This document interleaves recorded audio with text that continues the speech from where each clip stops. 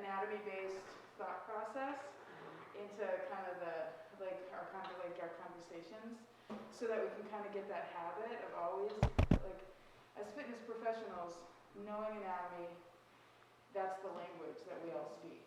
And so the better you know anatomy, the better you're going to be not able to communicate with people, even, although what ends up happening is once you have really good understanding of anatomy, you're going to have to dumb it down. But, but that's okay. But if you have a really good understanding of anatomy, you can talk to people across disciplines who have, like, we all have our own kind of language, but if we're using that same, but just here, having everything that's being done based on the understanding of anatomy, it gives you the framework to be able to problem solve and do things on your own, rather than, like, it's laborious and a little bit insulting to have, like, all these protocols of you do this and then you do that. Like, that just, nobody needs that. I mean, but I think that Chris and I's goal is to figure out the framework of understanding that needs to happen so that everybody can just know how to, give us enough tools and you can figure stuff out on your own. Does that make sense? So anatomy is, like, the most important. So everyone needs to get some sort of an anatomy app. This one is Visible Bodies. Visible Body, yeah. I got it for like $1. They had a special, but so there's a little bit of a cost. I can't remember what. But if you're affiliated with a college, a lot of times you can get a discount, like through anatomy or like your Anat Phys class, or I would like ask the library or something to see because there probably are some options. And then if you're using this throughout the day and kind of quizzing each other, like, or yourself, like when you're doing stuff, and like, I would just encourage you, like, looking something up doesn't mean you don't know it. That means you're trying, like, that's not, looking something up isn't a sign of weakness, it's actually a sign of strength. Because, oh, hey, let me look that up. Because you probably already kind of know, but not being afraid to confirm something or ask questions, like, that's a sign of strength. And I think people get confused sometimes. They think that, oh, if I have to look it up. Like, because I think that's what college does to you, or high school. Because they train you to have to know, like, you're supposed to spout out all this information.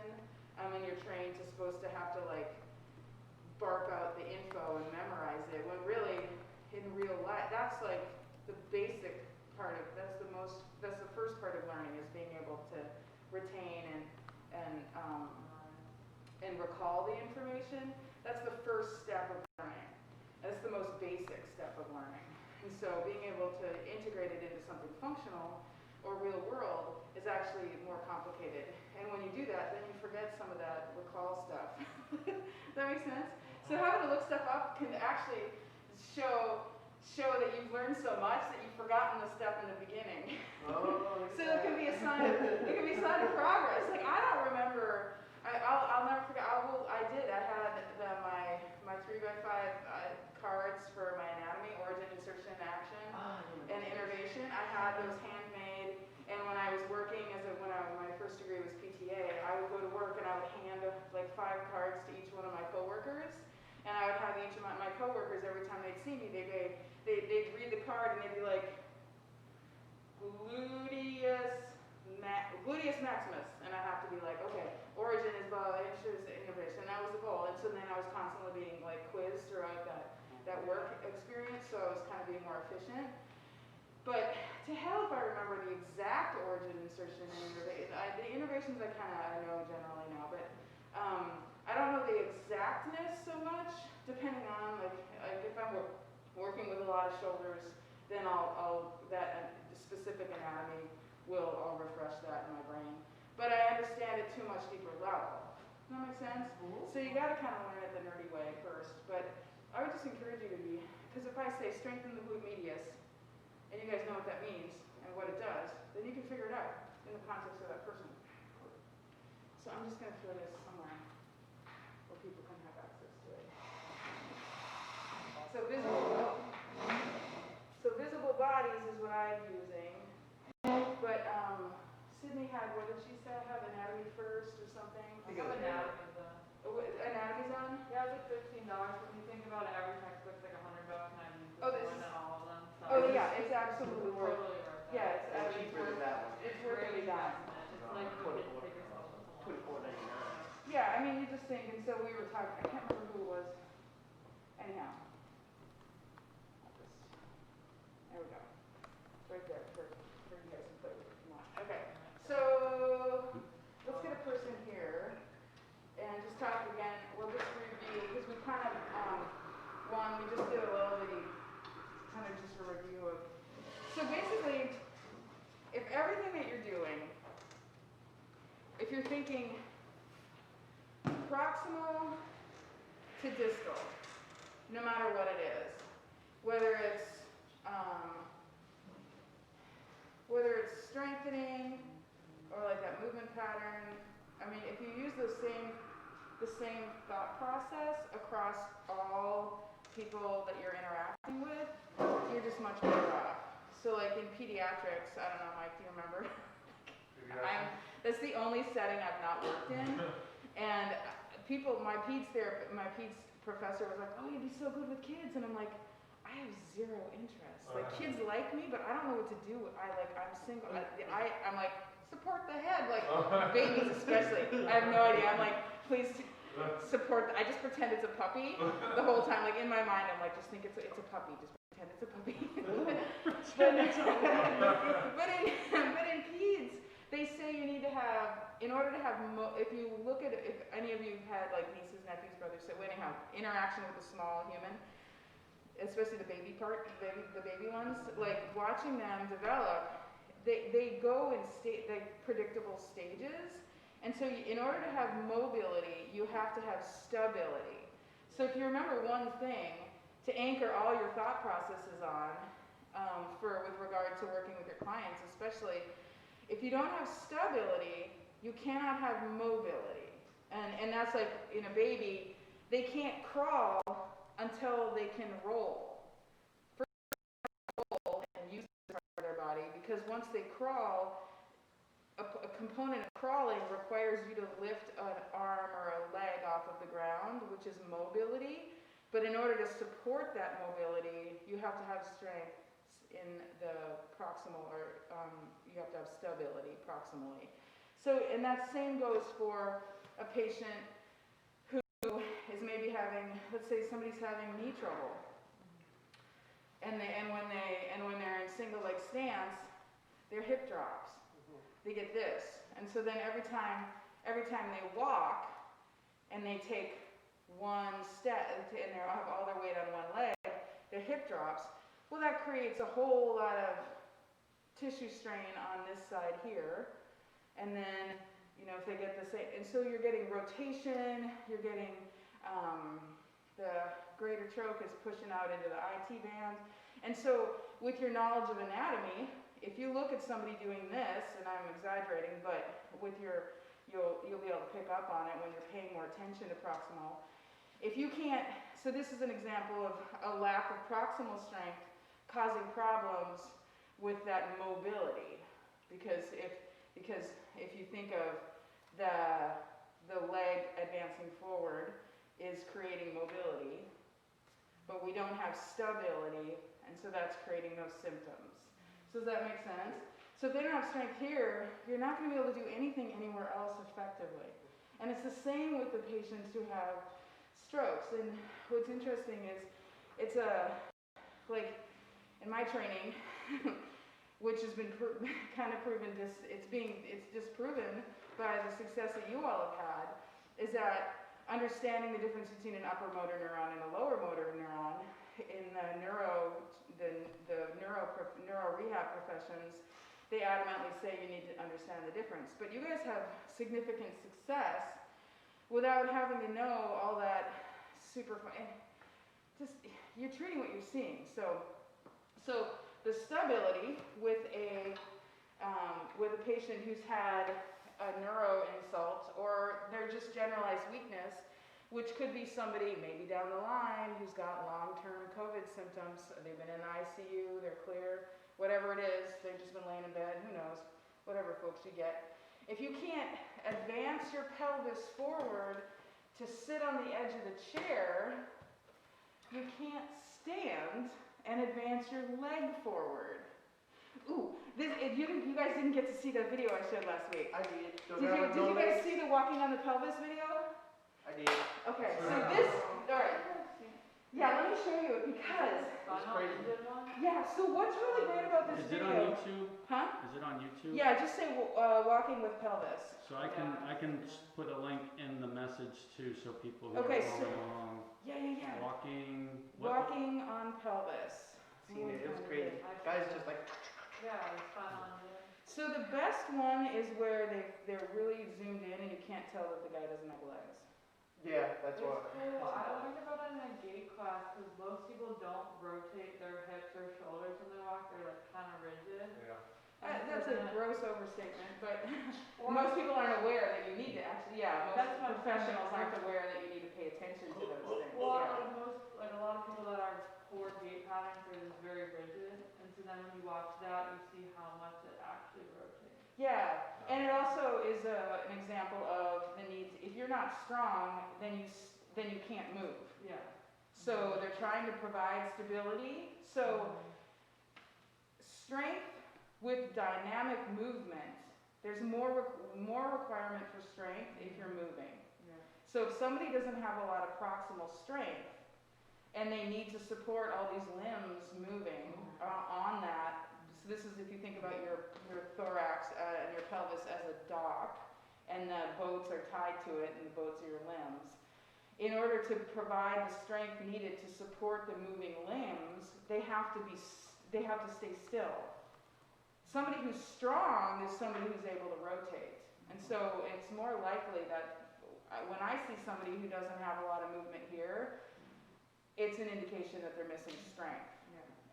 And you know, there's other things too, but that's a strong indicator of lack of strength. But for me, for this pelvis thing was Dr. Grakovetsky. I told you, like he's a PhD biomechanist up in Canada, and he was developing the spinometer, which sounds fake, but it's real. And he was trying to find an objective measure to predict if somebody was going to get injured on the job. And he put like EMG stuff on each of the spinal segments and blah, blah, blah. He had this whole thing. But it really brought to light for us at that time, I was working in Eugene, Oregon with elite level runners, realizing that how much the lats contribute to the movement of the advancing of the pelvis. And so this was years ago. Most runners now, higher level runners or even low level runners or just regular people are lifting weights on the regular, but it wasn't that long ago where runners would never get into the weight room because they didn't see that there was an effect of it. And so that this video really was able to have us educate because think about it, if winning or losing a race, fast, not like a marathon necessarily, that's usually a little bit more space between the first and second and the third people. But if it's split seconds or even a couple of seconds, that overall, if you're using the big, huge muscle on your back and it's contributing to the moving of your running, if it's contributing to your pelvic stability and your ability to provide stability and advancement of your lower limbs, you're going to fatigue less quickly. Yeah. And you're going to have you have a little something to pull upon, draw upon when you're tired towards the end. And so that's kind of where we got it from, is that unforgotten muscle group for runners. Which one did you find, Chris? I didn't find the one you showed me. Could you give me the title of it so I can find it? Either. Hang on just a second, I'm walking around.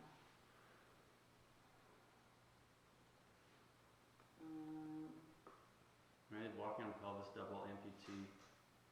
But he's not a WLTT, it's a condition where you're born without legs. Oh. But I don't remember what it is, but I like that. Let's see. Yeah, there's the thalidomide babies for one, but that's a whole pelvic walk. Walking with no legs. Maybe let's go with Now you that. appreciate my short legs now, Mike. What we got all these dogs.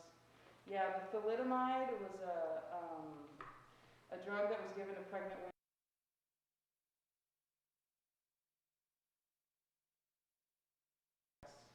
Where children end up having legs.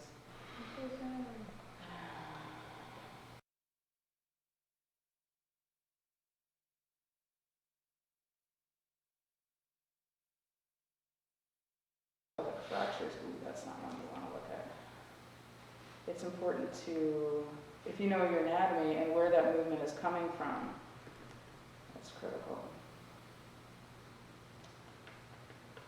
Oh, here we are. HULL, colon, walking with no legs. That's the one. That's this one. HULL.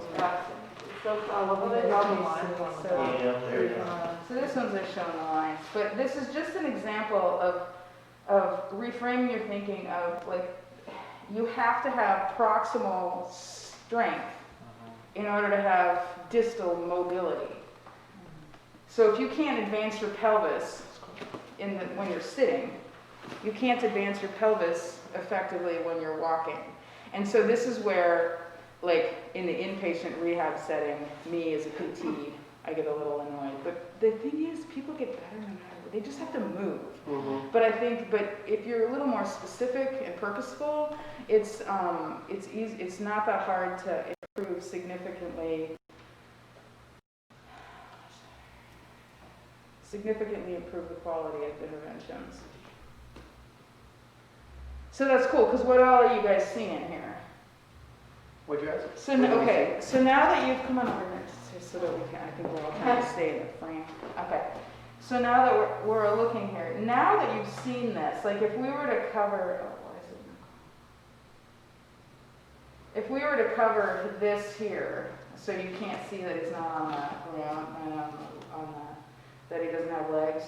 What is exaggerated that would clue you to the fact that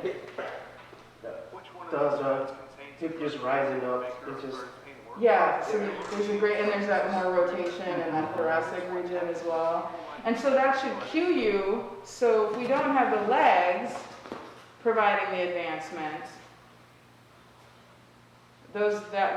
so and what musculature is providing the advancement? Well, it's not. Yes, yeah, it's bringing you forward. So you need more. Huh? Oh, your core and your abs too. It's providing the counter stability to the lats. Yeah. So the pelvis is lats, and the abdominal musculature are helping with that pelvis stability and advancement. But as far as actual hip extension and moving forward, you've got your glute complex.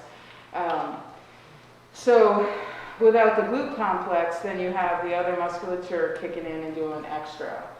So that would just remind you of how things are connected. So if so it's not just, everything's working together. So that should help you kind of think. So if you want to flip the script, let's say so with this guy, he has extra thoracic mobility or extra thoracic movement so that he can advance his pelvis. What does that tell you about the connection of those body parts?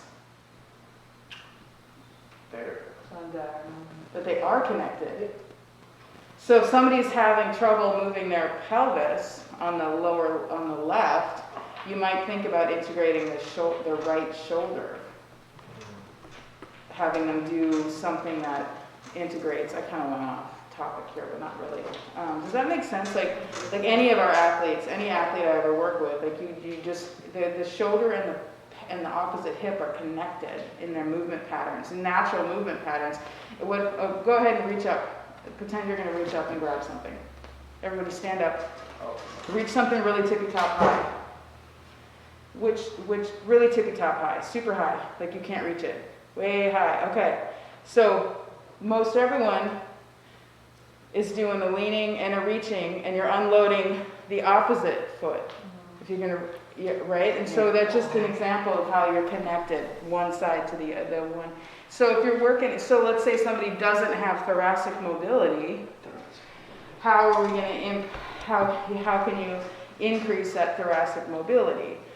By looking at this, you can be deducing back, well, they might not have enough strength proximally in the lower, the lats, or in the hip region to be able to support that proximal mobility, or it might just be a habit. But all of that, so thinking about how it all kind of works together is really, is more advanced thinking.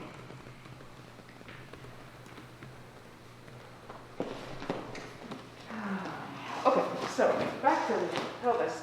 So if somebody, and also if you're thinking about people who are deconditioned or they're having mobility issues, you're really just working on, what's super powerful is just educating them about using physics. You know, if you try to sit up, go from sit to stand, and you're sitting way back in the chair like this, standing up is a lot harder. So if you try that, stand up with your feet up in front of you, it's just a lot more effort. And so a lot of folks, they're sitting back in their chair because it feels safer, and then you ask them to come, and then you ask them to, it's always interesting asking them to slide forward, and they do that because it's easier, and then, but that creates a lot of friction, so you should be thinking about tissue breakdown and all that, like that's just where my brain is going, but. Tissue breakdown? Yeah, because you're sliding on your delicate derriere that's possibly in a brief, and that's being, think about that. I mean, if you're working with people who have limited mobility and they're coming out of a skilled nursing or an inpatient setting, they're incontinent, especially moving forward, like you have to think about those variables. Like those tissues are friable, they're more delicate because they're in a brief, they're not getting the airflow, they're having, you know, irritating byproducts of their metabolism in close contact. So you got to think about that. And, yeah, and so if they're able to move forward onto the edge of the chair, and then getting your feet underneath you, and this is what I love about the parallel bars, is it encourages somebody to reach forward and pull themselves up. And what is the first thing most folks end up doing if they've been sitting a lot? They're scared they think that this is forward, Yeah. because this is frightening. Because they've been sitting like this for all this time and they're scared. And so what happens is your brain actually remodels to your normal, to the position that you're in for the most amount of life. So if you sit like this all the time, eventually your brain rewires and it thinks that this is upright. And so if you have somebody sit in the middle, they think they're falling way off to the side. And so that's where the parallel bars is a really great opportunity for helping somebody to reorganize their understanding of what the proper orientation or alignment is. All right, so we get them, so thinking of that proximal to distal, they're not going to, it's going to be a lot harder to walk if you can't walk your pelvis on the ground, you're not going to be able to walk your pelvis on the land. Okay, so we got them trained to walk their pelvis forward, and then and training them to scoot to the edge. The one downside of the barefoot is you got to be really careful about the stools here and not running over somebody's feet. But you get used to it. So this is where the prudent use of the gait belt is. Gait belt should be low. It's super tight. Super tight. Oh, okay. Super tight because people grow a waist the minute they stand up. So it's nice and snug and it's low. But really the gait belt should only ever be used for just brief moments of stability or completely to save them. But it's really just an ability, the gait belt is a way to control their pelvis, because the pelvis is where your basic support is, and that controls the whole entire human being. So it's not a leash. People are not dogs. You don't just drag on them. If you just be a little bit more specific as to the use of things, then it makes it all a lot easier. So let's just pretend this person has an impairment on their right leg. So it's going to be kind of floppy. So to be able to provide support to this person, a really effective way, the first reaction a lot of times is to just stick your kneecap to that's not comfortable. Oh, what? This is not comfortable. Why don't do you guys want to mirror what we're doing so you can be doing some hands-on? So this is, because this is tactile learning. Just get something to sit on. Oh yeah, because we've got the stool there. Yeah, that's perfect. Yeah, come back. That's awesome. You just mirror what I'm doing. Or do you want to just have them in here so that, because we'll do the parallel bars in a second. So just come on back behind me. Okay. Just a smidge. There you go. see if we can, I'll get in the frame. Should we flip it so you can see me, or no, or can you see through the mirror? Oh, yeah, you got a mirror over there. Is it good? Because then you can see what I'm doing? Good. I can see it. Okay. You guys also got the mirror over there. Just All right, Okay, I so- can see it in the mirror. So if we want to help somebody go from sit to stand, first they got to get their pelvis forward. And providing feedback tactily on the pelvis is really important. Is really important. So you're gonna. Oh wait, this isn't working because you can't see really the pelvis stuff. I can see it in the mirror. Okay. Okay. Can you see in the mirror? Okay. So if you're gonna provide help, you're not grabbing them in their butt Right. Oh, that's perfect. Right. by the meat of their glutes. You're really thinking about upper lateral, your sacrum, upper lateral pelvis, because it's tactile feedback just to help them know what part of their body to move. Yeah. Oh, genius. Perfect. Wow, Christopher. Yeah. So if we're gonna help somebody move forward, first it's gonna, like let's say, so scoot back a little bit. Let's say if you say scoot forward and they just do this whole thing, you're like, all right, let's try to change this around a little bit. I want you to move your one butt at one side and then the other. See if you can do that. And if they're trying it, great. And then you can just provide a little bit of feedback just back here, and you're just gonna poke them a little, not drag the leg forward. Because you're trying to also train a movement pattern. So if you just drag their leg forward, which sometimes you kind of just need to just get them slid forward. If you just drag this forward, what did you just teach him? What did his body just do? He's leaning back, and he's just pushing his pelvis forward passively. How is that a functional movement pattern? No. And so I think that what you just reminded me of was if you always have a goal and an end in mind, like what am I trying to do?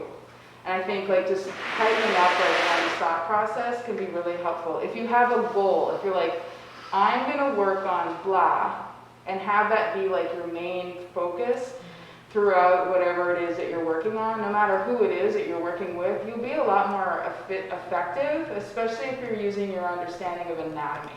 Because tell me what kind of musculature needs to be stronger when you're moving your pelvis forward. And I always just do that movement because then I'll think, then I remember what's happening. So lift your one pelvis, your seat bone off the supporting surface. Which musculature are you using right now? We already talked about the lats. The lats, the obliques, And what else? glute medius. Uh-huh. Medius for sure. What else is in here?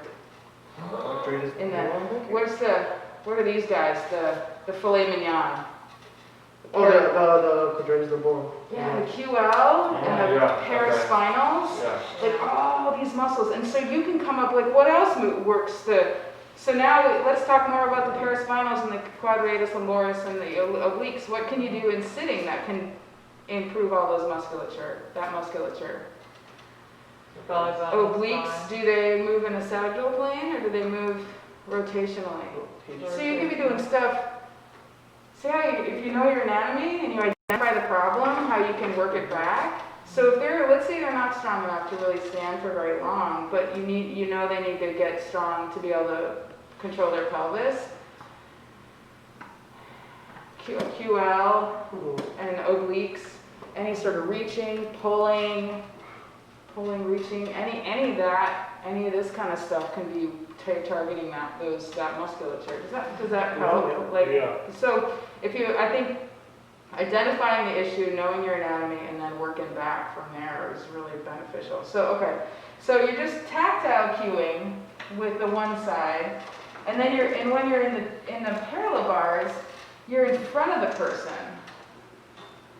So if somebody's in front of you and you're sitting in a chair, that's going to feel a lot more safe. They're not going to be worried about falling off because you're right in front of them. And sometimes you can just message to somebody and ideally you are trying to do this, but if somebody gets in trouble and they've got a chair behind them, you just push them back into the chair so that they're never unsafe. Like let's say they get half standing and just sit them back down. you know, and so if you have that mindset and message to them, like they just feel safe, you're right in front of them, so they're gonna be less apt to be back here where they're scared. So just practice that pelvis hand placement, and go ahead and go ahead and do like a min assist to make her actually have to work. Okay. And then in this case, you'll have to put your foot on the chair so you don't move it. Because that's actually something that you'll have to do a lot of times is block the chair. But you want to stay close up next to that person. So that's interesting how folks want to kind of get away from somebody. So it's not, I'm super exaggerating. If somebody needs help to move in their chair, you need to be all up in their space. All up in there. So you want to have your knee in between their knees. It's a lot less. Take your right knee, put it in between. There you go. So that's all. You're able to get a lot closer that way, and it's less weird. You're not like super medium old school, but you're able to get closer if you're that way. If you're full on doing the splits and they've got. You can get hurt, right? Well, you can get hurt because you're in range. And so I think I would just really encourage folks to not be scared to be all up in somebody's space. Because these people, if somebody's scared to stand, they need you to be in their space. Right. Make sure that they're secure. They need to feel safe. And so, especially now with the COVID stuff, people. So we got them. How's she doing, Mike? Good. Okay. Back. There you go. So with Linda, what she does, she just. So that's what your job is to help her. Yeah, so that's great that she can do that. That's significant, that's improvement. So she's able to work her way forward. Yep. And it's, another thing too is it's hard to like withhold help, but if your goal is for them to be independent, helping them all the time is not, so you have to kind of sometimes, you have to wait and watch them struggle, see where they're having trouble. If they get stuck in a spot. Okay, so now we got them on the edge of the chair here, and they get the feet underneath them. So their feet are underneath them. So now if you take let's say it's the right leg is what's affected. If you take your leg and you cross theirs like this, if you've got your ankle it's ankle to ankle, look at all this control I have over this leg. You got all this control over this whole leg here. And then if you're up next to them here, if you're close and your knees, so scoot a little closer, because you'll notice you have a lot more control. So, and try to get your knees together. Bring your knee closer to the knee. I mean, we have a little bit of different anatomy. But bend the knee back and forth. And see how, so what happens a lot of times too is when somebody stands, their ankle might come in or the foot might flop. So you're here so you can even provide some stability to that foot, but you're still providing stability to that knee. See how much you can do with this? You can flop here and you just stay in contact, because now from a neurological perspective, all this tactile feedback is giving our body, they're getting the feedback that this is what, oh yeah, I forgot about that limb. So you have all this that you can control. So now you're right up here and you can help this person go from sit to stand, and you're right up in their space so they're safe, they feel safe, and lean forward. So if you're using the pelvis and cueing them, so then that next piece is put your hands up, bring your hands up here, and go ahead and stand up. And their natural reaction is going to be pull themselves up. You might, depending on the person, say pull yourself up. I'm just going to be here to help you when you need it. And then only help when they need it. So let them struggle. Just wait and let them struggle. See how much, and then you might, and then you can help them stand. And then once they're standing, now lean back. If they're back here like that, you've got a hold of the gait belt to provide some stability, and then you can provide tactile feedback to help them stand upright. And be like, okay, now look in the mirror, and you can see that you're leaning. You see that you can lean backwards. Go ahead and lean forward and reach forward, and you have all this stability here. So I've got the knee, my leg holding the leg, so he can't bend his knee. because I brought in my other leg. So I've got control over this leg here. It's comfortable. I've got control of the pelvis here. If shit goes wrong, I just sit him down. You just hit him, you just give him a shove in the hip crease and get him to, and have him sit. And so, you know, it's actually kind of good to have that happen once. And just be like, okay, if anything happens, I'm just gonna have to sit.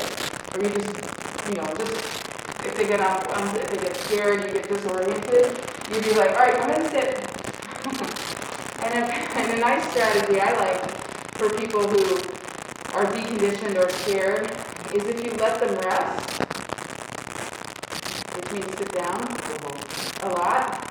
What is it? Every time they stand up, what is that? It's exercise. Yeah. But they think you're being nice and letting them sit, when really you're having them do 10 more squats. Right? Yeah.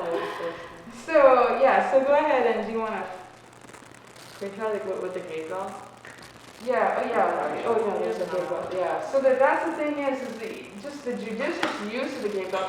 You could technically, with some people, once you've got them dialed, once they know the cue, you can drag them up with the gate belt. Once they're kind of, I want to say once they're trained, you can use just the gate belt, but it's really only if it's just a tactile feedback. So You're not physically dragging them forward, because what happens when you pull, They rely on you.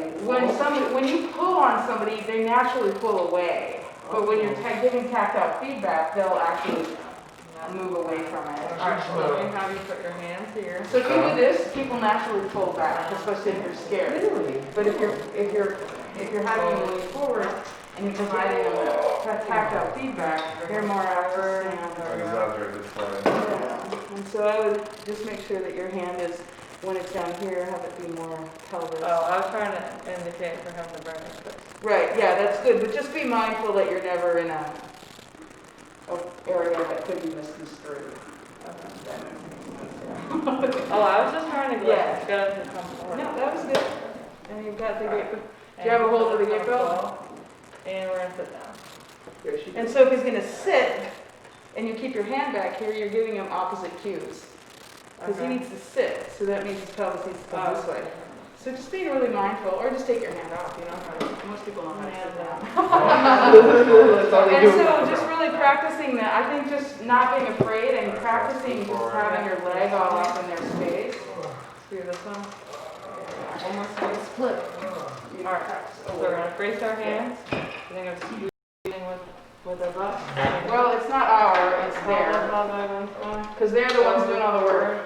A little forward here. I always hear people say, let's, when really it's not. Alright, and I know you're following When me. the patient's doing all the work. So, are you ready?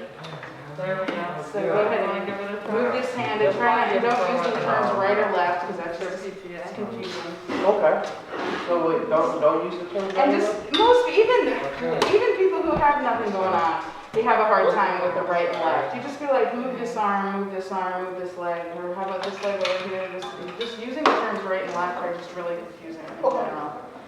All right, so. yourself. Well, yeah, I haven't said right and left in the 2 decades. Okay. All right, so I'm sitting back here.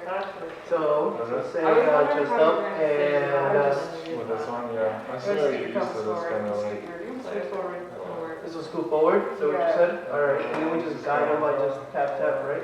Yeah, it depends. Yeah, so I'll just be like min assist. So What ideally, kind you of have goes them. up? People usually just naturally do that. You're holding onto the gate belt or the Alright, so we're gonna scoot forward. holding here. You can bring yourself forward. You bring this hip forward first. Grab your balls. Go ahead and scoot the edge of the chair. Yeah. So here's where you're so far. Alright, Why are you so now far we're away? going to. Get all up in. Oh, We're gonna watch my stand. You're toes. gonna bring your hands out a little bit. You're gonna So don't be stand. so I'm far gonna away. give some feedback. If I'm not from your sitting hips. forward, it might be because I'm scared. So you're all up on my space, Two, this, three, and and that. up. But if this is my effective leg, Can you make this What? leg Like, lift? right off the bat, being in a, and watch my toes. This might Okay, be we wrong. straighten it back. You just have to be. But if you scoot Yeah, forward it'll be on up the a chair, little if you Okay, scoot so now- forward on the stool, Oh. then you have more space between Okay, the now, wheels make and it the left. person's feet. Yeah. And then you'll learn, like, just don't move, if you're in this Cool. close of a Cool. proximity with Alright, the so patient, Oh, come don't on, move a come stool on. unless you visualize their foot, and then it won't take long before you know. But yeah, if you sit on the edge, Alright, then I'm you gonna have fall more on that space. So yeah, if your ultimate goal is to provide support to this leg, then just climb on in, like right when you get on in, and get control of that leg right off the bat, because they're gonna need that no matter what, you know, so you're in that position right from the start. So I'm here, help me move forward. Go ahead, go. Just stand one more time. There you go, and you can start with So a this leg is static, forward leg. and then So add a protect little your half bit. this, You'll so notice make your knees is straight you here. start off, you move your knee forward, and then you can add a little bit of pulsing if they just, if nothing's happening. Right, Or, right, whatever, you'll find it. Okay, so, And you could give them a cue of lean opposite direction. Oh, you're falling. too. Oh my goodness. Oh no, okay, do good. you not want them to lean forward when you're, Well, if they're, so that you need to have both. If you want to Yeah. advance your pelvis, you have to unload it. And so we just brought up another topic. If you want to advance your pelvis forward, one of the things that we're naturally doing is if we want to move our pelvis forward on the left, we're unloading by bringing our torso to the right. That's something we might need to remind somebody to do because they haven't done it. We are naturally doing it, but that will be something to be mindful of. So lean to the right. It's called the head-hip ratio. Do you remember that, Mike?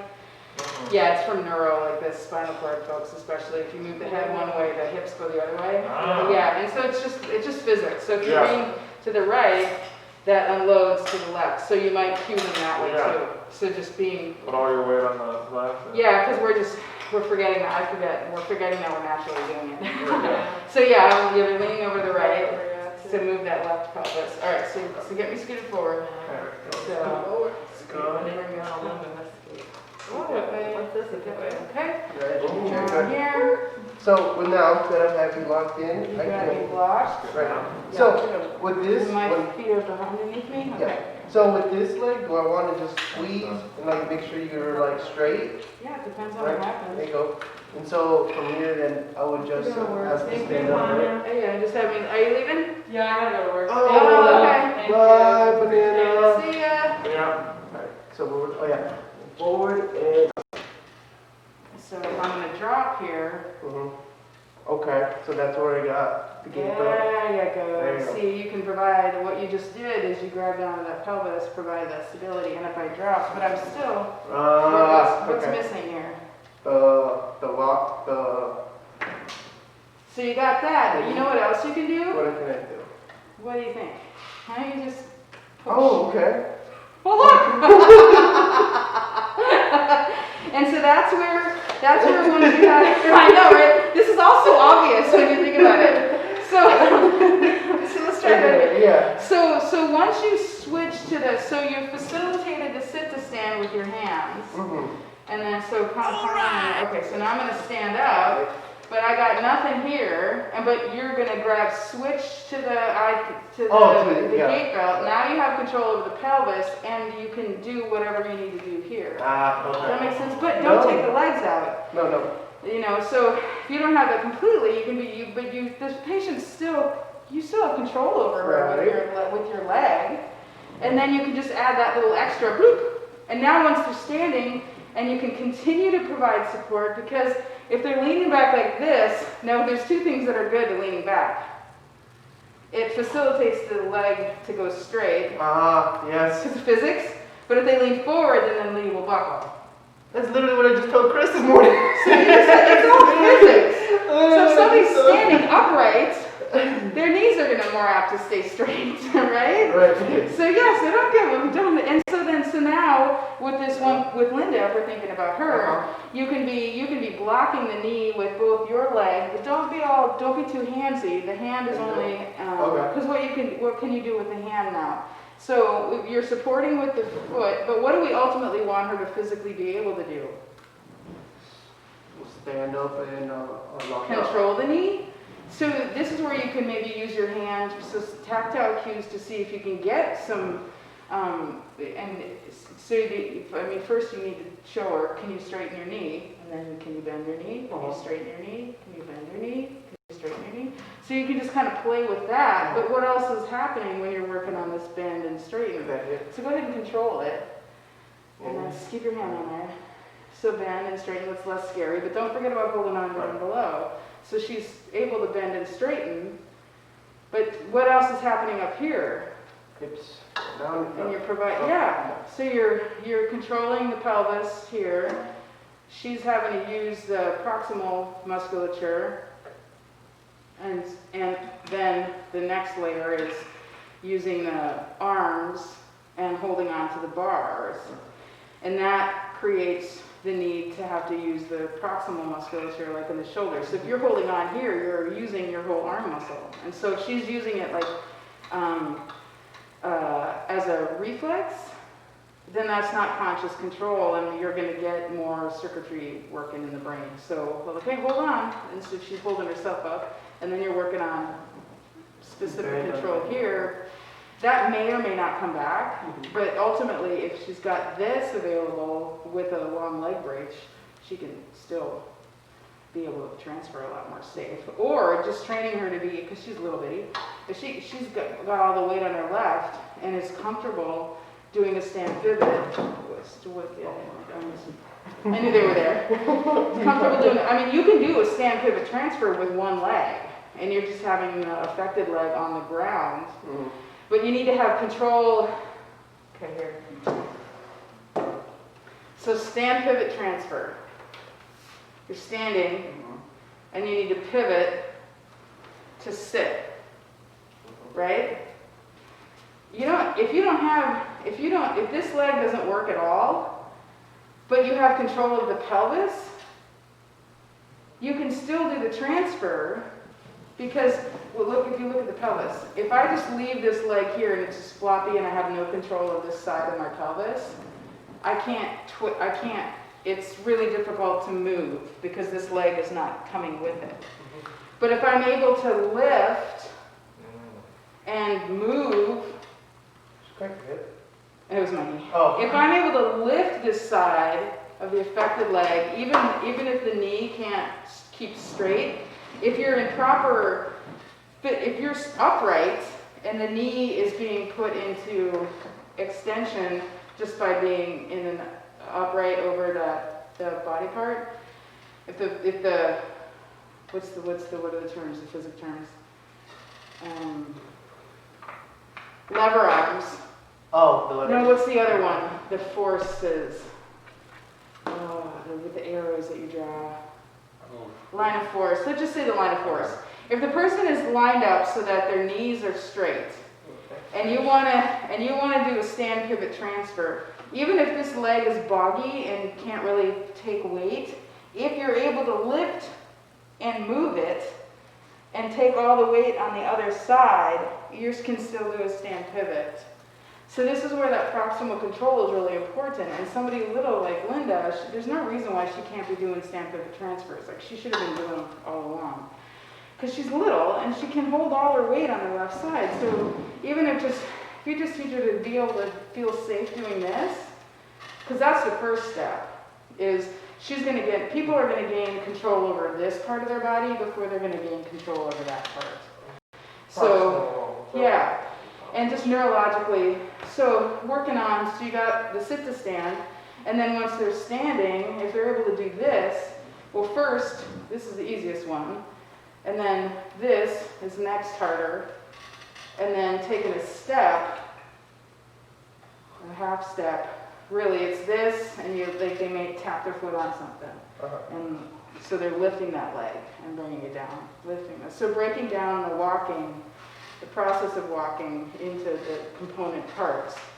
But first, you need to be able to stand and move your pelvis, and maybe straighten that knee, depending on the person, and then being able to stand on that one leg and advance the other leg, and then you worry about the weight bearing part. So breaking it up into parts. Does that make sense? So you can stand, you can transfer with no leg. But it can't be a leg that you have to drag. Right, So it's all the proximal. So the process is just understanding the anatomy and then breaking it up into the component parts. So if you want somebody to go from sit to stand, first thing you need to be able to get in a position where they can be physically, from a physics perspective, they need to be able to go from sit to stand. So not from here, because that's what they'll do there. And then they're thinking, because backwards is where they've been, so they think that they're standing, and it makes it a lot harder, and then they figure things that they can't and all this. And so getting them into the physical position, so setting people up for success is really important, and getting them to be able to stand. Once you can stand, working on proximal stability, and then you can block that leg. So come on in. So if you've got, so this particular person, if you, let's say they're never going to get control over their knee, you can still block that leg and have them practice advancing the other pelvis. Wow. Okay. So that's just breaking it into parts. And then emotionally getting somebody to be able to walk, even if you're providing all the support that they need. Like, there's no reason why she can't walk. Take some steps. If you're holding her leg, she can take a step. One step. She's been walking. There's no way. The PTs are that bad. Parallel bars. Because eventually you get bored and you just put them in the parallel bars. Because if you ever worked in a skilled nursing facility, you know, you get like all the 90 minutes with a patient, eventually you're just like, oh my God, I gotta make parallel bars first thing. Does that all make sense? No, yeah. Yeah. It's a whole different insight for sure. But from a transferable skills perspective, the same thought process transfers into, now let's switch. Do you want to practice again? Mike, why don't you practice? Okay. Why don't you be the patient? Okay. And then I'm mimic, no, you'll be the Okay. practitioner. Mike, just mimic like a heavy, low mod, heavy min, Okay. just so that we can. You see how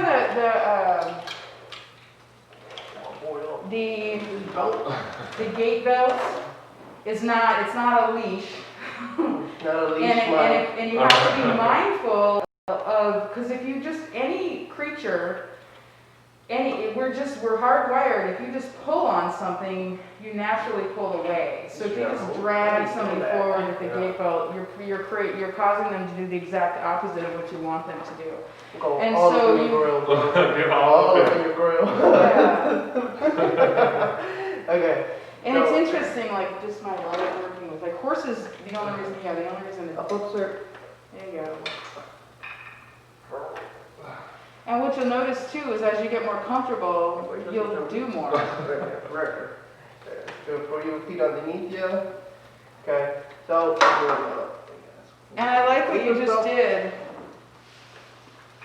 And stay there. And yeah, and I like what you just did, where you were kind of talking out loud, using short descriptors of what you were doing, because what you're doing is you're if you go through the checklist in your mind out loud, then you're training the patient to go through the checklist in their mind. Yeah. Does that make sense? Yeah. So then the caregiver, the husband, whoever it is, can be like, oh, that's right, you have to scoot forward first. And so you're helping them with that process. And it doesn't matter whoever it is, whatever they've got going on. And so now you can help facilitate. You can just be like, lift your leg up, the affected side. Oh yeah. So you can hit. You can just be like, do the Lift Betty your boop. hip. Do the Betty boop. Yeah, there you go. Okay. Yeah. And then, Mike, if you kind of wobble, I think the main thing is just feeling comfortable handling somebody. Because if you feel comfortable handling them, then you'll do things. You'll do more advanced. You'll ask more of them. That's for sure. Okay. So take a step forward with your left. I would have step forward with the right first. With the right first. All right. So Yeah, how would I do that with my So leg if you there? think about it, so the impaired side, So if somebody needs to be able to do a stand pivot transfer, you need to have them be able to take weight through this. The most important thing is that this side gets comfortable holding all the weight. Okay. And if you think about it, there's a lot more strength that needs to happen in order to be able to take load on this side. It's going to take a long time, if ever, for this to ever be able to happen. But it won't take very long for this to be able to happen because that person's already loading through their whole unaffected side. So if you start off with teaching them how to load the unaffected side first, you're going to improve their function significantly faster. Because especially if somebody's got some neuro stuff going on, this may or may not come back. You may or may not get selective control, but if you have selective control here, you can work around this. Does that make sense? No, yeah. So I would be, you got her standing. I play with this a little just for emotional, they feel like they're doing something, but you're also you're planting some seeds. But if you fully load and have control and feel safe taking all the load on the unaffected, that's where you're going to be able to do something that looks like walking.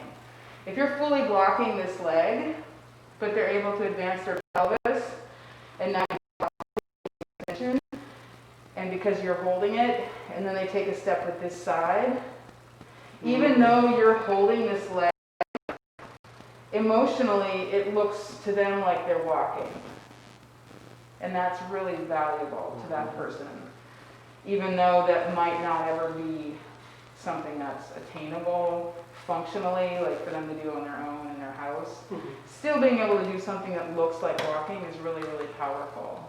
So, and then there's ways to get around that too, like if you're supporting. So, but you won't feel comfortable doing it unless you feel comfortable handling somebody and providing that block, that support. Right. Does that make sense? No, yeah. Because this takes a fair amount of strength here. Does that help? Does that make sense? No, yeah, Yeah. of course. So when they're at the top and I'm walking to shift all the way to the left, do I remove this leg? No, because what if something right? happens? Yeah, there you go. So You just reduce the tension on it. Yeah, you just reduce the, so you just find, like if somebody needs support, you don't ever get too far from them because you can't just, you need to be right there and be able to provide support because if somebody's standing here and their knee buckles just a little bit and you catch them within that first little bit, you caught them and nothing happened. But if you can't catch them until they're here and they're halfway falling, now you have a whole shit show. You've got a lot more to handle. So you got to catch things before they become an issue. So the closer you are, the sooner you catch them, the better off you are. Right. And the closer you're training them to trust you as well. That's where, like, going back to my horses, if you're standing next to a horse, people who don't know horses, they always stand in the high velocity range. Or let's say if you're getting punched. If you're going to get punched, would you rather get punched when you're right at the end of their arm, No. where the maximum amount of force has been generated? Or do you want them to punch you when they're standing right up next to you because they're really only going to shove you? Right. And it's the same thing with a horse. Like if they're going to kick you, you want to be up right next to them because then they kick you, it's right here. It's the same thing with guarding a person. Yeah. If you're right next to them, if you're right up in there and you stop it right before anything happens, plus there's a lot of trust that you're building as well. They're not going to trust you if you let them half fall. Unless, there are times when I do that on purpose, but it's Like a whole other story. let 'em But fall? because sometimes it's a learning opportunity. Sure. Sometimes that's needed, but that's like higher level kind of stuff. But yeah, so you always are, if they don't have full control over something, whether it's strength or neuro or whatever it is, you want to always be in a position to guard that person. And it doesn't matter from any level of ability. Like I know somebody who allowed a brain injury to their patient happen because they weren't guarding them properly. What you'll notice is Mike and I tend to be a little bit more nervous about guarding people. Because what happened was this person was in PT clinic in Oregon.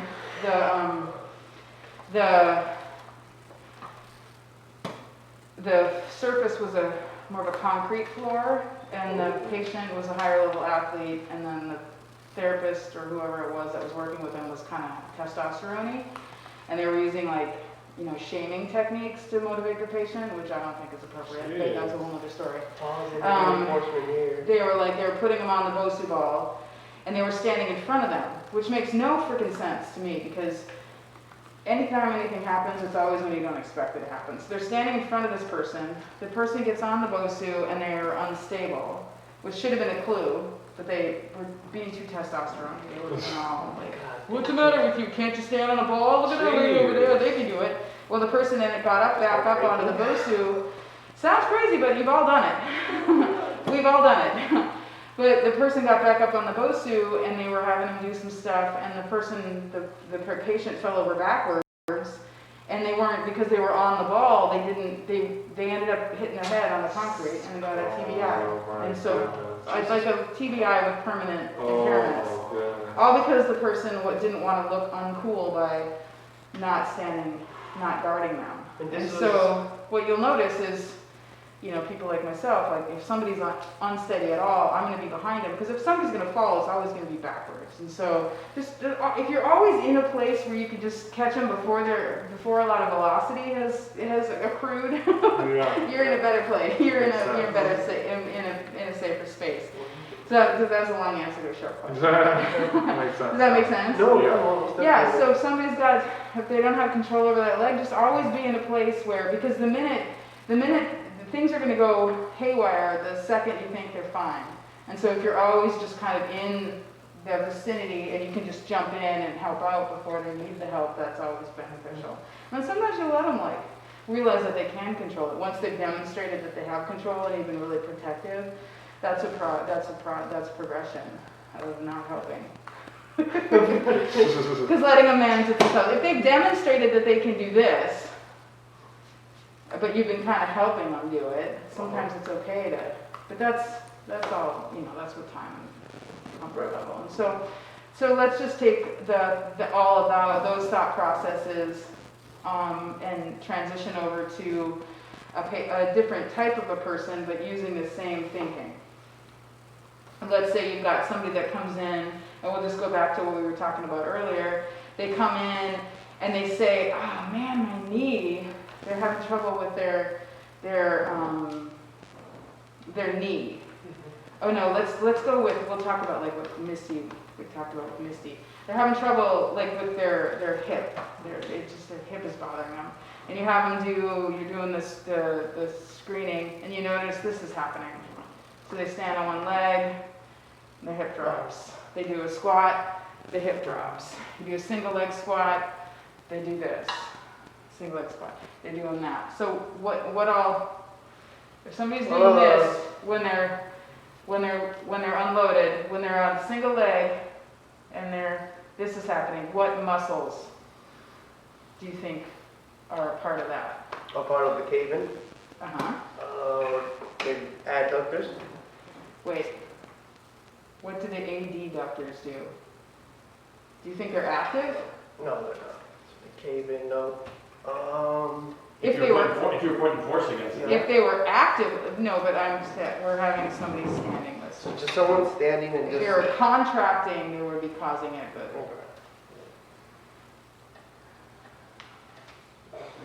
You got the whole glute deactivated. So which muscle? Okay, All so quads. this is where we got. This is super helpful.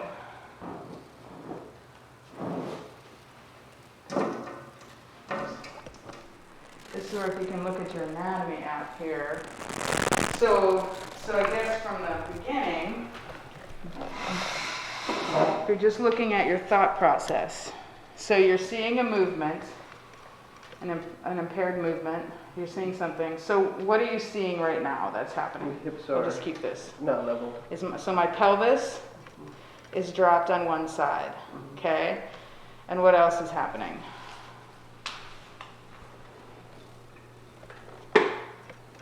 Your knees locked out. Or my knee is straight. I'm not quite sure what that term, the locked out. Well, besides that, what are you seeing? So don't forget to look up. as well. Oh, shoulders, hips, follow. Yeah, so don't forget how like everything's connected. And that's just planting the seed for in the future. So you're seeing, so anytime you see a pelvis that's not level, that should cue you into thinking about which muscle group. What's the one that maintains the levelness of the pelvis in the frontal plane? It begins with the glute and ends with medius. Glute medius? Yeah, and so if you It look, starts with the glute. and it ends with medius.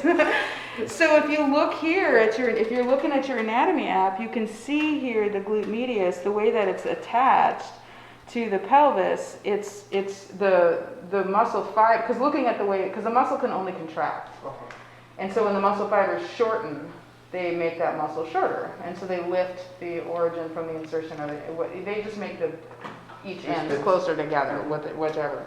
So looking at that pelvis, so if the glute medius is the one that provides that pelvis stability, so technically this is a loaded position. So a closed chain, stable situation that's happening. So the pelvis is moving on the femur, which is stable. Mhm. So if we take the stability away from the femur, that's going to be manifested in the opposite, in an opposite way. So we go into a single leg squat. That glute medius weakness, once that the femur is no longer stable, you're going to have this happening, where the femur, what's happening to the femur? It's what's the word for that? What you said earlier? Adducted. Oh, like deducted. It's internally rotated, and the hip is flexed. So it's basically a pronated femur is kind of the term. And that's all because, so we have pelvis on femur. So this is closed chain, the femur's static, and this is where the pelvis is dynamic. And then we have the pelvis static, and the femur is dynamic. So it's the same muscle group, it just looks different. So anytime you see this, you're going to want to look at what's happening with the femur when they're moving. And then, don't even get me started, then we can look all the way down and see how that affects the whole entire ankle, foot, etc. And then up here. So knowing like what we just talked about, or what we've talked about so far, we've learned so much in a short period of time. Okay, so thinking about all the anatomy that we've talked about. So now think about all the anatomy that we've talked about. If you look at somebody and their pelvis drops, what muscle groups are you thinking about automatically? First one is glute med, and then what are all the rest too? Go back to thinking about the guy walking with no legs. Because who lifts this? You got your forearm, you got, what's people QL, multiplied, QL, paraspinals, there we are. All of those are a part of it. All these muscles, because it's easy to just think from here down. And so now you can be thinking about things that you want them to be doing. So what you do is, the thought process is, knock it back to a movement pattern that they can succeed in. So if they're standing and they just go single leg, but they're dropping their pelvis already, what's made it harder? Having their leg off the ground. So the leg's off the ground. So what if we load the leg, and then they're good? Okay, that's fine because it's supported. But what if what the next easiest thing for them to do, if you want to do an activity, is both legs and having them squat. If they're able to squat, but they're doing this.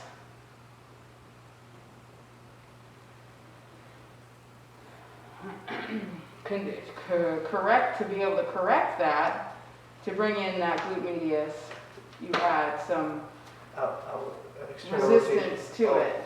Yeah, that knee. But let's say they can't correct that. If you give them a verbal or a tactile cue to bring their knee back, knee into alignment. Uh-huh. Because this is what type of if the muscle gets shorter, it's a concentric contraction. Mhm. What's the next easiest contraction? The first contraction is just no movement. You gotta do eccentric, going slowly and putting back up. So no movement at all, just a contraction, just a tightening of the muscle is isometric. Right. So the joint isn't moving, but the muscle is contracting. So you have an isometric, then the concentric, and then eccentric as far as the Mhm. complexity of the muscle contraction. So if somebody is not able to contract concentrically, so this is concentric of the glute medius, right? If you're doing the hip or bringing that femur external. If they're not able to control all this, then they need to be able to they just need to be able to isometrically contract it. Squeeze the butt. So that's what Chris is talking about. That's what's happening with the butt squeezing, is you're getting the isometric contraction. And then anything else after that, you're moving on to concentric. So you have isometric, which is just the muscle, and it's just tightening and the joint is not moving. Next is concentric, only that muscle. That muscle only, and that's where we were talking last week about the manual muscle testing. So now we're kind of moving into like a glute strengthening progression. So first is the isometrics, and you guys have you're already doing all that with just the squeezing the butt. But an isometric for the glute medius, if somebody's not able to, this is concentric. But if somebody's, so go ahead and stand and put your greater troch against the whatever this is called. And then, press, if you press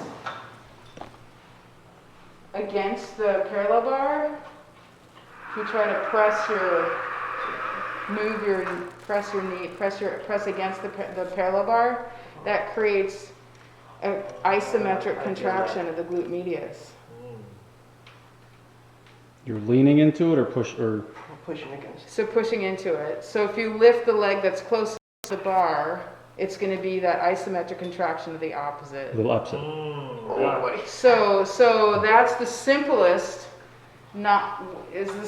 weight-bearing contraction of the glute med. This can be something that people can do in their daily life a little easier, rather than having to do a bunch of squats. This just it's that next step. So first you got the glute squeezes, just so that they know that they have a glute. And this is a specific isometric of the glute medius.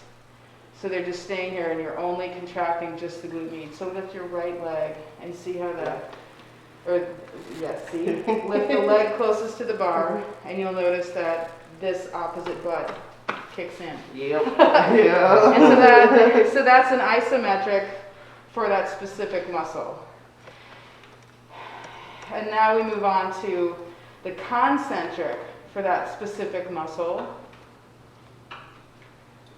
which the easiest way to do it is we're going to have to move everything, so we'll just mimic it here, would be the sideline hip external rotation.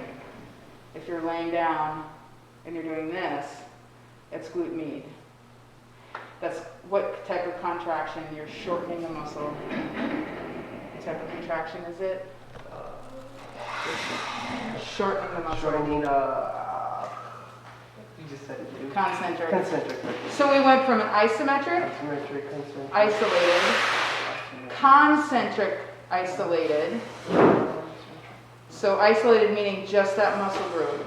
And then, so we're pretending we're side lying because it's just easier for the, so once they have control over that muscle group in a concentric, isolated situation, then you move on to concentric, regional.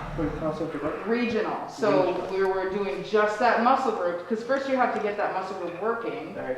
So first we identified it by doing the butt squeeze, and those are concentric, just regionally, because the butt squeezes use all the glutes, right? Mm-hmm. So that got you aware of it. And then an isometric specific to that muscle group. And then concentric specific to just that muscle group, and that would be your sideline. Do you guys do much with well, here, actually, Mike, if you want to Yeah. go ahead, lay down, I'll show you the proper, this is a pet peeve, most people do this stuff wrong. So if you're going to do sideline,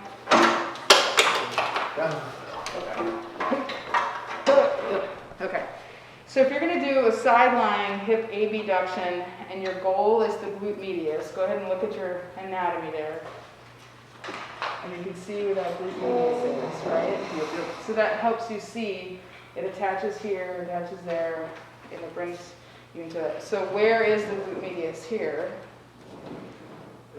It's going to be in this, kind of upper side butt. So it's this muscle group right here that you want to create movement in. So if somebody's going to do a concentric regional contraction of the glute med, that means you're going to have, there's not really a joint necessarily that's controlling the pelvis. So the next joint over is going to be the hip. So that's what I mean by regional. So you've got, this is specific, regional would be controlling that hip. So you need to have this muscle kick in. So knowing your anatomy here, which muscle group do you think would be really easy to kick in instead that crosses the hip?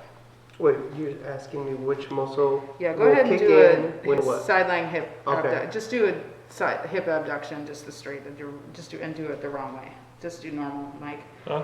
Just do a Jane Fonda. What was that? Oh God, you guys are too young. Jane Fonda. So here, if you take a look at this movement pattern, get your hands on them. Which muscle group do you think is kicking in here? Is doing all the work? You got that glute, and then I feel right here. That would be your Where hip your feet- flexors, which most people overuse. So The this is not hip what we're trying to flexors? do. So if our goal, the hip flexors are here. Oh. Those are the ones. Okay, They're doing that's all the what work you're right now. So if you want this muscle group to kick in, you need to get this one out of the equation. So here's where most people are doing the hip abduction type stuff incorrectly, and that's why we bend the knee and do the open book ones, the clamshells. So we do the clamshells for a couple different reasons.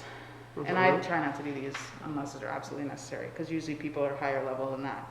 For one, you're putting them in a position where they have to have it be the glute medius. So it's hard to screw it up.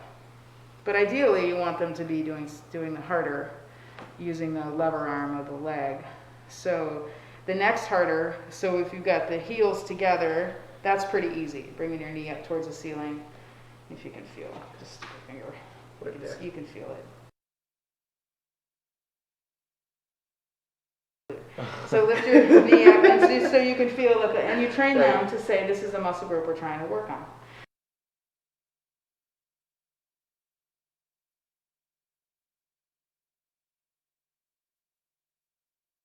Is to bring your feet apart and do the same movement. So that's a little harder. Yeah, I feel that's shaking. Okay. Now bring your heel towards the ceiling. Heel to Rotate internally. And it's still a concentric contraction of the glute medius. It's just different. Ooh. You feel that? I do. So this is the progression of a glute medius strengthening. So we went from, okay, go ahead and take a rest. And then next, So is clamshell. yeah, and I've got the research article that goes through I think I've already sent it. It has all the electromyographic information of all the glute med and glute max kind of stuff. Okay. And then all the way at the end, it has the photos of all of it. Cool. I thought I've sent it, but okay. So next we're gonna do the. Oh sure, that's fine. I thought I sent it. I know I gave it to. I know I've sent it to you, but I can resend it, or we can find it again. But it's really cool because it has the electromyographic information for all of the glute complex exercises that everybody commonly does. Oh, cool. It's the side, the hip hikes, and then the step ups, the lateral step ups, This whole glute med progression from the all the clamshell, the variations of the clamshell to the straight leg, the sideline leg raise.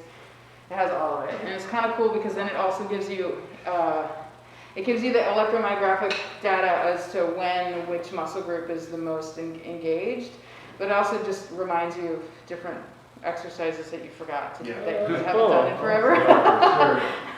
And then having that, it kind of moving things over to having a little bit more of an anatomy or impairment, like goal-based, like thought process that can help kind of fine-tune things a little bit. Like if you know somebody's got a sort of weak in their right glute med, then you can look at that list. Well, I'll resend it to you, but it's actually really cool. That sounds cool. By the way, we got a new follower. Oh, we do? Oh! What? What is this, Twitch? Yeah, we're twitching. How many do we have total? We have 7. 12 now, Ooh. but that's up from none 2 weeks ago. Oh! All right, so I'll send out there's a good one. We're kind of going through the glute med strengthening. I don't like the term protocol, but process. So just to review, you start off with an isometric, which is regional, or regional, which is really what your glute squeezes is. That's actually concentric. So just get that region moving. So with the concentric is kind of what you guys are doing. And then you start off with identifying the muscle and just being able to contract it, which is isometric, specific to that muscle. So isometric meaning the joint isn't moving, but the muscle is tightening. And then you move on to a concentric specific, which is just that muscle contracting. Region. Concentric specific first, and then which is getting just that muscle to shorten. And that's, maybe doing this actually uses a lot of stuff, but that's where we were just doing this guy. That was more of an isometric, but it could be concentric if you rotate. And now we're doing concentric regional because we're using that next joint. And so went through the knee bent, clamshell-y stuff. But now here's the one where most people do it wrong, and you might as well just not even bother. So go ahead and straighten this leg. If you're going to have somebody do a Jane Fonda or a leg lift, if their pelvis is back here like this, and they're lifting it this way, it's all hip flexor. And most people are quad dominant, and so this is just my pet peeve, and I've seen it here where I said, do some sideline hip abduction, and I look over and then they're doing this, and I'm like, a nice hip flexor strengthening. So the keys to this would be like where they just were. If you rotate them forward so that the pelvis is perfectly aligned, and then tactile feedback here so that they know what muscle group, because you've got to train the person to know what they're trying to do, to squeeze this muscle. Now, if they've got a little bit of hip extension, about 10 degrees, then that's going to bias that glute med. This is a glute medius strengthening exercise. And if you cue the person to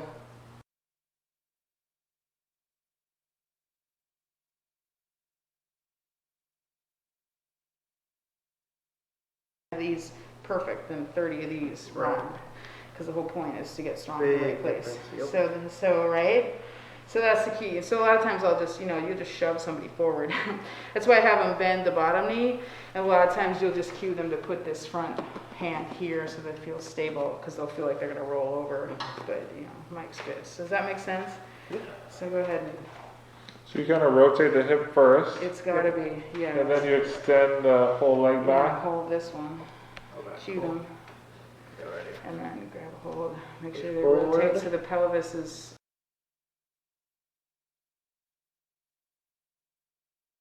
There you go. And it's this muscle that we're looking.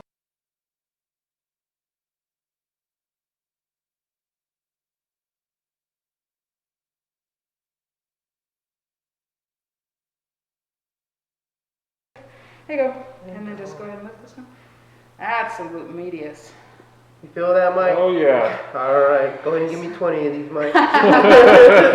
So now we got them, so now they've got control in an open chain, regional, concentric.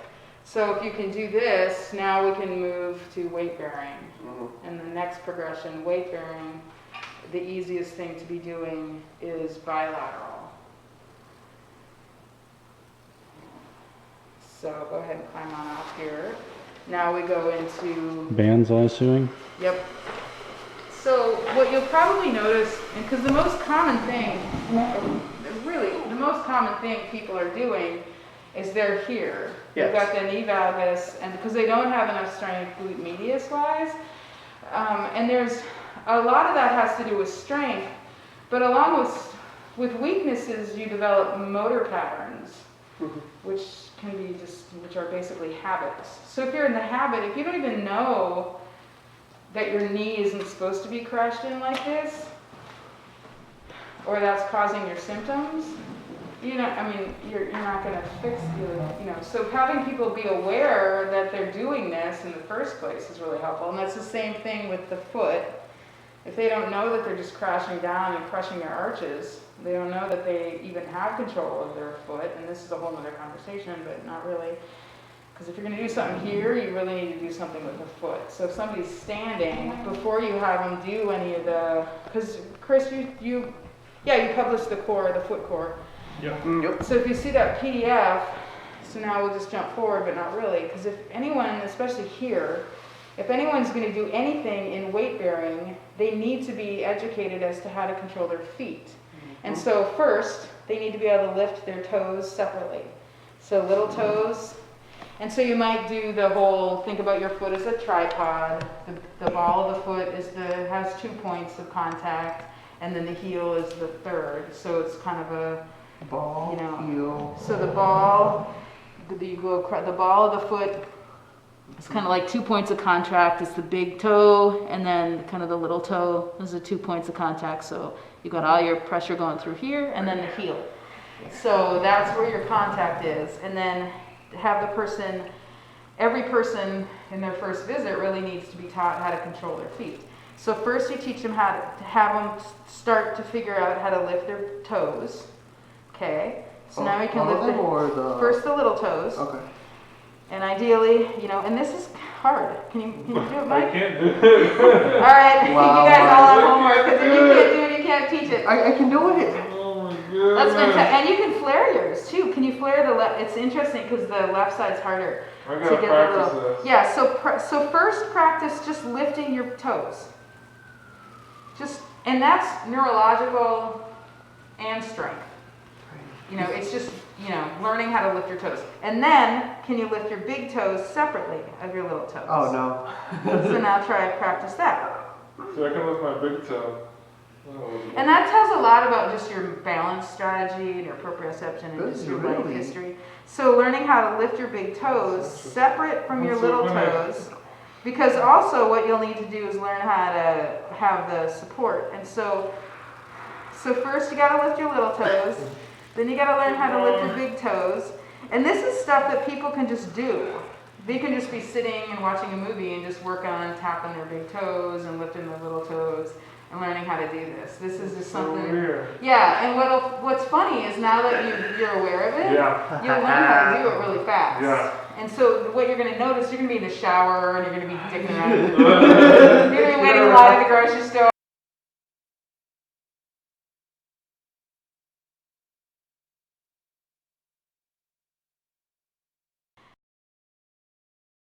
So now, think about, you want to be able to control the arch of your foot. Arch? So make that when curve. see how much shorter my foot is when I lift the arch? So this is called a short foot exercise because it shortens your foot. So usually I'll just show somebody and be like, okay, now just lift your arch. And then they'll be like, I have no idea what you're doing. But a lot of times, this goes hand in hand with the glute medius strengthening. A lot of times, if you tell somebody to rotate their legs externally, see how it automatically lifts your arch? Oh, yeah, you're right. So if you start globally and teach them, okay, and say, just do the one of my patients calls it the gunslinger. to rotate the gunslinger, Mm. and it rotates the thighs outwards. Show me the gunslinger again. The gunslinger, And it does what? it rotates your whole leg out, and it's a way to learn how to lift your arches, Okay. because everything's connected. So a lot of times, folks, you'll need to teach them, sometimes they'll need to use their glute medius to lift their arch, because they need to move their entire leg. So ideally, it starts off with a big movement and all this stuff, and then they fine tune it to, because now you can just, so I'm doing my whole everything. Sometimes people need to start this dumbed down to lift their arches, and then eventually it'll become just they're rotating their tibia to get their arch There moving. it is. See? And then at the end of it, you just lift your arch. Just the arch. It has nothing to do with it. Okay, Yeah. so I'm currently my Yeah. toes to lift the arch. Is Yeah, that and okay? Or- well, it's not the proper movement pattern. So ideally, what you do is you teach yourself how to ground the big toe and lift the arch. Because if you learn how to do it this way, that can take longer, but because ultimately you need to ground the big toe. So can you keep the big toe on the ball of your foot, that first joint, Mhm. connected, and then move your arch on top of it. So rotate this. Okay. So that's a better movement pattern for you. But at the beginning, just whatever works. Just get them to lift their arch in some way. And people have different strategies to do that. And with the goal of ultimately just being able to lift their arch. Because think about, see what happens if I drop my hip? What Your happens? arch comes in. All that comes down. Uh-huh. And so that's distal to proximal control of the limb, and this is proximal to distal control of the hip and the knee and ankle. So you've got stress going through the hip and the knee and ankle from the position of the pelvis, but then the foot can also control the position of the pelvis. This is a lot more powerful. You know, your femur is a great deal more of a lever arm and creates a great deal more force in the foot. But if you're looking at the pelvis, you have to look at the feet. If you're looking at the feet, you have to look at the pelvis. If you're looking at the pelvis, you also have to look at the shoulders. So it's all connected. But I think moving forward, Chris, it would be, I think that it would not be with the outside of my place to say that moving forward, all patients should be taught specifically how to control their arches. Yes. Well, we most of our assessments do their toes. start at the feet and toes. Yeah. Grouping things. But specifically having them have volitional control over them. Yeah. Would be good. And then integrating that into their movement patterns, because that next level would be if we kind of backtrack back to talking about our glute medius strengthening progression. We started off from the isometric, specific, concentric, specific, and now we're doing and then concentric regional, and now we're going to do concentric multi-joint, which would be the resisted abduction with the band. I don't know, who's stronger? These are hard. Strong. Challenge coming on. Oh my goodness. So, okay, technically, you get more glute medius strengthening if you're using your feet, if it's at the foot. Oh, But that's a whole different movement. It's a lot more complicated to teach somebody how to do that well. And so you're going to start off with people. So we've got our person, when they're single leg stance, they crash down into valgus, right? That's our person. And then you have them do you have them do a squat, and they're doing this. They're anywhere, and they're valgus and they're squat. So now you taught them how to activate their glute medius in a regional single joint situation. Now we're going to have them do the gunslinger and push out against the band, and also lift their arches, because you need to get everything. right. This is best day, this is not half day. Oh. Trademark. So first here's how you resist, because here's what I think a lot of times people forget. They forget to tell them the little things, like, here's how you resist against the band. You don't just resist against the band, you want to tell them it's this muscle that you want to feel that's kicking in, because they've already know where the glute medius is, because you've already told them that 100 times. They know how to do the gunslinger, because we taught them about and now lift your arches at the same time. Now they're moving that whole entire lower quarter of their body appropriately. And then you teach them that the knee should go in line with the second toe. So you can bring your feet in a little closer, because your feet should be anatomical width apart, not where you, like women, if you say hip width, they always do this, like, and you'd be like, your hips aren't that. So anatomical, so your hip is actually right here. If you take your femur and bisect it and come up to your pelvis, that's where your hip joint is. Your hip joint is right here in your inguinal line, like your bikini line, it's in the middle. Your hip is not out here, that's your greater trochanter. Like, so the hip joints, and if we go look here to our anatomy, let's see, how do we? Remove.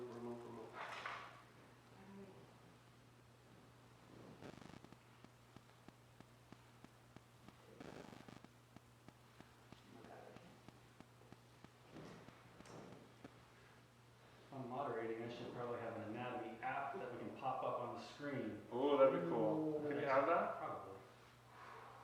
Yeah, I just open up a browser with an anatomy app built into it, and Technology. So I just wanted to dissect, and I just touched everything and it went away.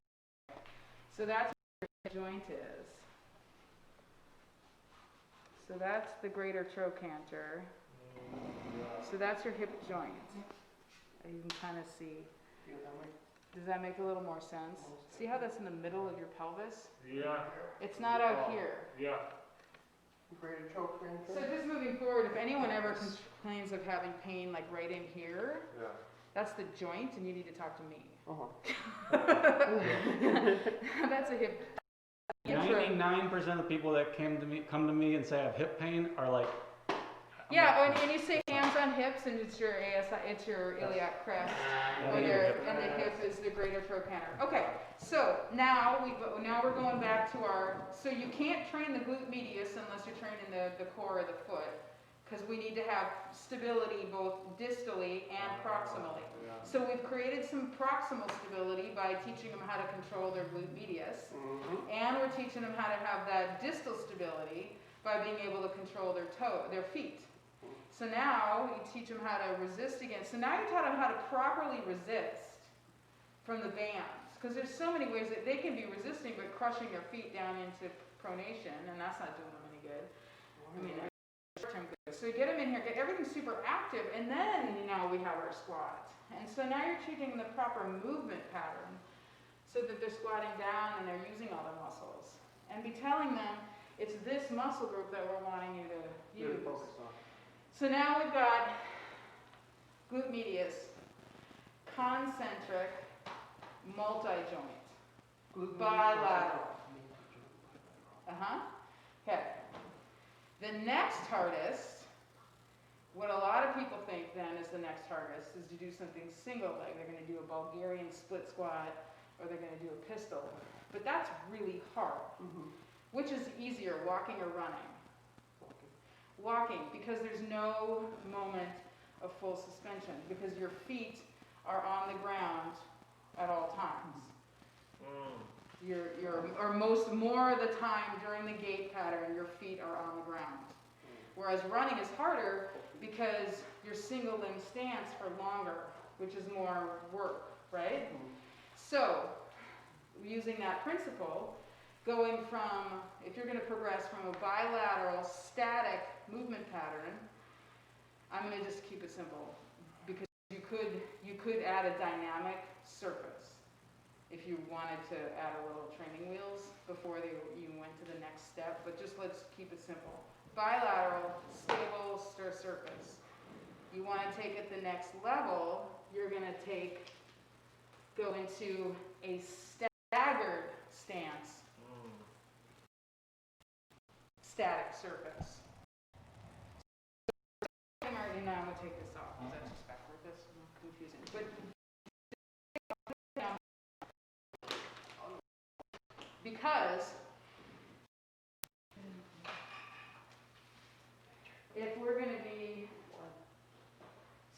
want to continue biasing that glute medius, do a nice lunge. If you want to do a glute medius, it's the same technique, it's the same, go ahead and stand back up. So, if we're going to train a person to do, if we're going to have the same targeting philosophy of the glute medius strengthening, and we give them the same cues as we gave in the bilateral squat on the static surface, what did we tell them? We gave them the cues about the symmetry of their pelvis, the placement of their legs. So with the lunge, the split squat, whatever you want to call it, the cues you need to give is before you start, first of all, you want your pelvis straight in the frontal plane, so you don't have that left pelvis way out here, or the other pelvis, that side of the all forward. You want to have straight across the pelvis, which is the same thought process we had when you were in sideline, right? And then we want to have the length of the stance long enough so that this front tibia stays vertical. So scoot this leg forward a little bit more. The foot. Forward? Oh, the foot. A little bit more. Lengthen your stance a little bit more. Okay. And so now we got upright. This tibia is vertical. And then if you think about just bringing this knee towards the ground, directly down towards the ground, that's a proper squat. Or Lunge. Pardon me. Let's call it a split squat. And then come on back up. Come on, physical therapy, keep up with personal training terms. Let's go. There you go. Sorry. I don't know why. Okay, so lunge. So this would be the next progression of a lunge if you're targeting that glute medius. Because now we're adding a little bit of that, and this is where if somebody's getting their money's worth by coming in here, where you're going to get that target. See how much harder that is? Yeah. And then you just modify it, whatever you're doing here. And so if you're cueing them to bring that knee down towards the ground, and then come on back up, feel how much that really, and what other muscle group are you really kicking in with that? Here, Mike, come on in. What other muscle group are you kicking in? Got your glute med, you got your quad in there. I felt that firing for sure. And so the verbal, first one is you got them standing up. Okay, now just come up a little higher. Get your pelvis in line, so bring this pelvis forward. There you go. That front leg is going to stay in vertical, so your lower leg's going to be vertical, and you're upright here. And now we're going to bring just this knee down towards the ground. There you go. Woo-wee. And then come on back up. Do you feel like glute max kicking in? Yeah. And you know what else is super money about this? That the vast majority super money, sound effect. right? Cue. Super money about this is this leg, you're stretching the rectus femoris, which is the hip flexor that is the tightest in most people. And the best way to increase length of a tissue is by actually using it. And so now you heard it here. So what are we doing? We are strengthening the glute medius. We are lengthening, so come on down. We are lengthening the rectus femoris, so the hip flexors, and we're strengthening the foot all at the same time. Foot core. All of it. All of it. And then come on back down. And see how if you just add a little bit of specificity, you can make something that could be fairly easy rather difficult? All right. So now what did we go through our progression? So now we went from isometric, specific, isometric, regional, concentric, specific, concentric, regional, concentric, multi-joint, bilateral, concentric, multi-joint, staggered as far as the stability. Now the next step would be really, if we want to stay pedantic about our progression, Pedantic. Right? would be over attention to detail. If you want to really not jump ahead too fast, you then add dynamic with staggered support. So technically, if somebody's doing the Bulgarian split squat, this is this is really fantastic in a lot of ways. Because for one, it sounds ballsier because it's a Bulgarian split squat. It looks really hard, but you're supported in that rear leg. Yeah. But everybody do this. I like it on the dynamic circuit.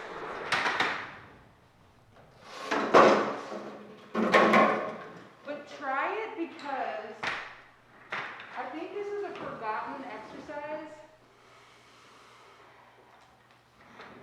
Because one of the, so put the top of your foot down on the. Oh, okay.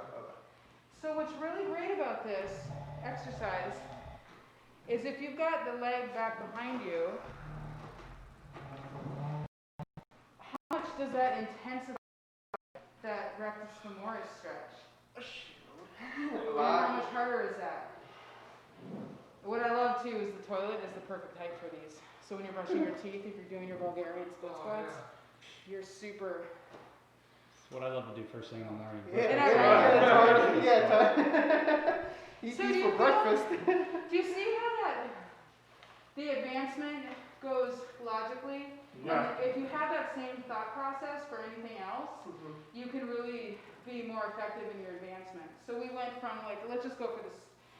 We went from non-weight bearing, concentric, regional, just one joint moving. And then we got weight bearing. We went to bilateral static. And then staggered static. And then supported staggered. And you could be doing supported static with the TRX as well. And so what's good about this kind of stuff is if you're adding some support, but you're progressing but you're reducing the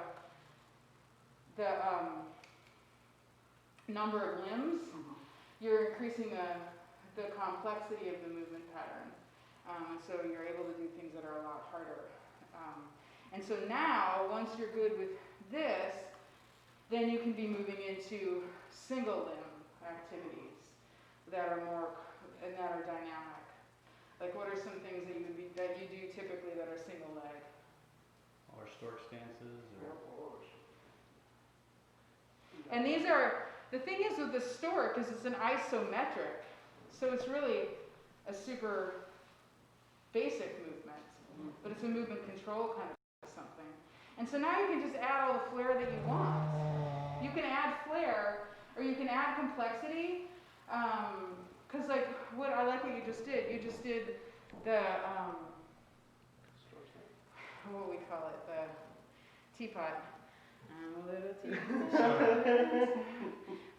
I can't remember the name. Well, that's a good But segue. That's a good segue because we do that in our assessment Uh-huh. to teach people how to feel their glute media. And to be To able, identify it. and also we can see the pelvic rotation a little bit for the Trendelenburg's sign. And it's an easy way for us to show people, like when we have them do both sides, and then we point it out, and they realize, oh, that one hip is high and the other Yeah. one's neutral. Yeah.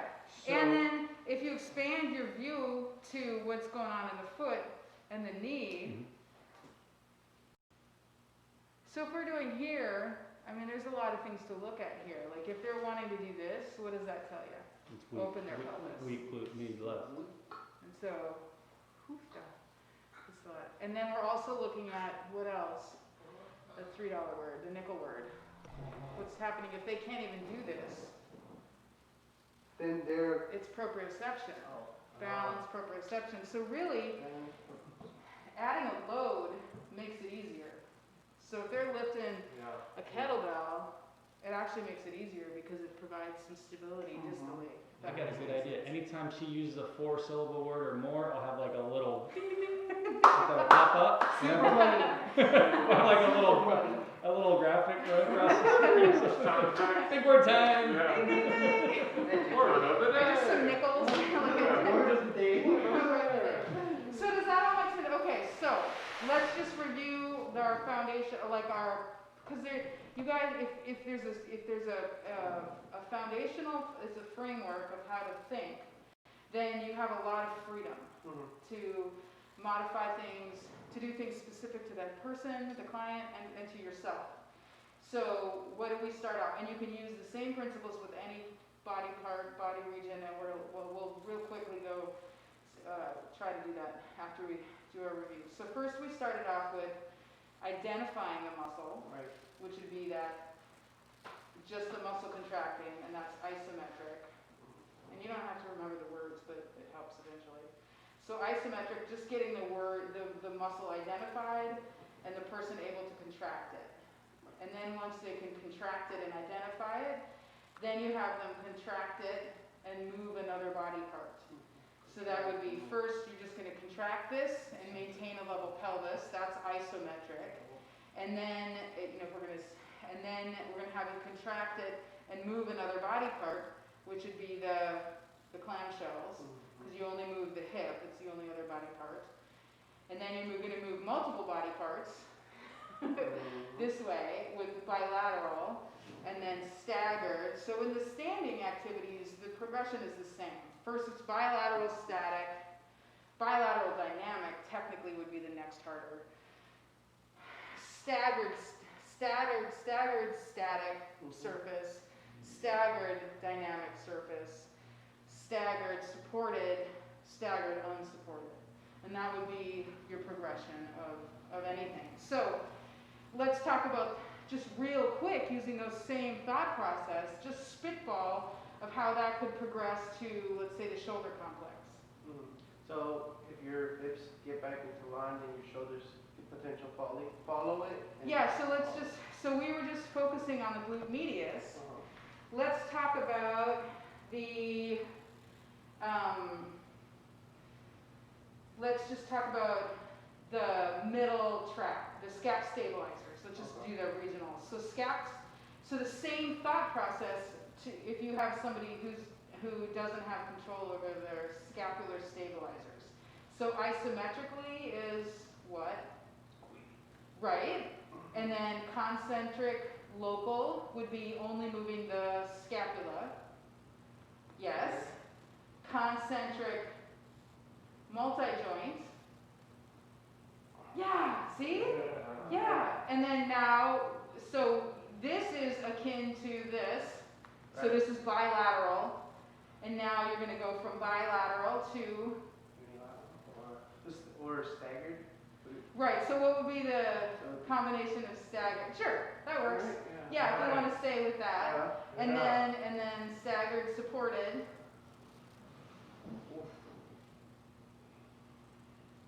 It's really kind of what you just did, because if this is supported, if this one's holding still and this one's moving, that's technically staggered supported. But just so that you have that thought process for, and then with the shoulder muscles, then the higher the arm goes, the more complex that movement pattern is. And then at the end of the day, with both the hip musculature and the shoulder musculature, if you're adding them to be moving together, like in the chops or any of the cable stuff, anything you're doing, so moving forward, you can make all of this more complicated and comprehensive if you're having somebody, if they're doing their squats, but you're also having them do something else. So if they're a bilateral squat with an abduction band, and you want to add the rest of the body in, you might be having them do some rows at the same time.